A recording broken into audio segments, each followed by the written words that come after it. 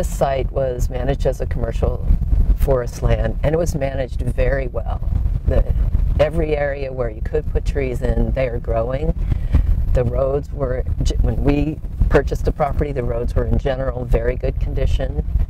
The site was very clean. So we have purchased a property that was managed for different objectives than we will manage it for, but it was managed well for those objectives. And I think that's important for people to understand, that objectives change depending on who the landowner is. And my take on that is the landowner up here now is the public. The public voted for water quality, wildlife habitat, and public access. And we are going to do the best we can to create a diversity of wildlife habitat up here and continue to protect and preserve the water quality that's on the site.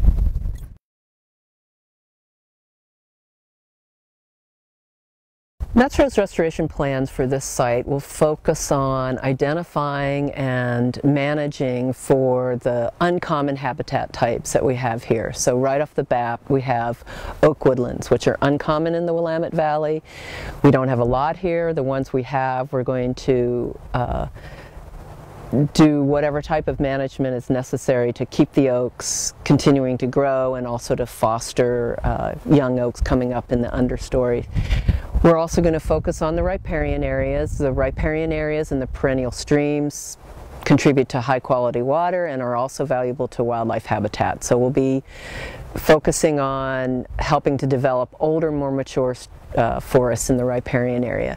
And then another area we're going to focus on here are these really young, densely planted commercial forests that are under 25 years old. We want to move those forests into a more diverse type of forest stand, and so to do that we'll come in, we'll do some thinning in those stands to allow the best trees, the ones that are tallest and largest now, to continue growing really quickly.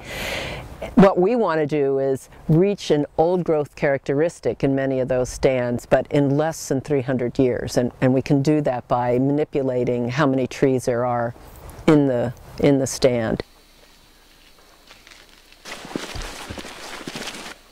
So, yeah, any of these.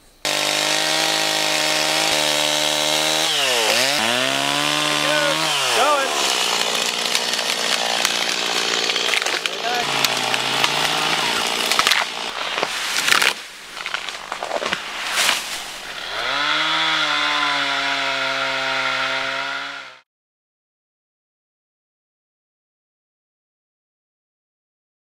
You'll have bigger trees, and you'll have some dead trees. You'll have snags, and you may even have some of those snags fall down onto the ground. So we'll have some large wood on the ground, which those are all characteristics that you look for in an older forest. You want large, tall, big diameter trees.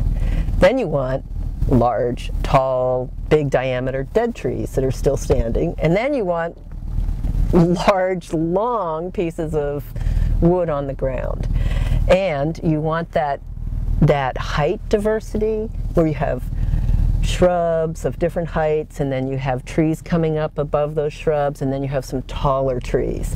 And that gives you structural diversity within a forest that provides a lot of different niches for wildlife habitat. So if you were looking at this 100 years from now, you'd see much larger trees. You'd see little pockets that were more open with big, wide white oak and madrone in it, and then you would see 150-foot tall Douglas fir, 2 to 3 foot in diameter, and then pockets of shrubs reaching up into the canopy, and those shrubs would be where we'd find a lot of the wildlife, especially the bird habitat. It's in the shrubs.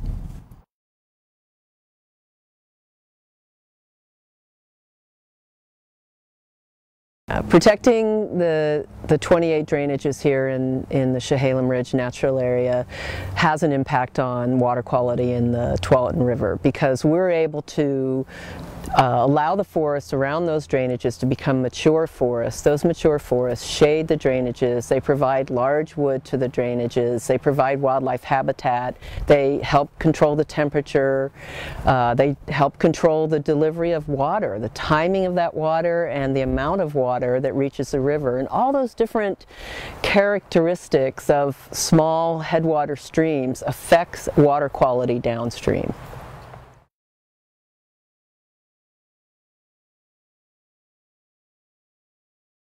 I mean, these trees are actually growing fine right now. I have cored a lot of these trees and the growth rates are starting to slow down, but that tells me we are in that period of the tree's growth where we would like to do something so that the trees we want to have 300 years from now get to keep growing really quickly.